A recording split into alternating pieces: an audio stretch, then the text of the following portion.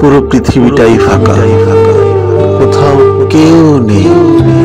মন খুলে কথা বলবো, গল্প করব, এমন আপন মানুষের বড়ই অভাব। মাঝে মাঝে মনে হয় কতদিন আমি হাসি না, বুক ভরে শ্বাস নেই না। যত বয়স বাড়ছে তত বৃত্তের ব্যাস ছোট হয়ে যাচ্ছে। মাঝে মাঝে মনে হয় এমন জায়গায় লুকাতে পারতাম যেখানে আমাকে কেউ খুঁজে পাবে না, কারো আর আমার অস্তিত্ব নিয়ে মাথা ঘামাতে হবে না। আমি এখন আর কারো আপন জনের লিস্টে থাকতেই চাই না।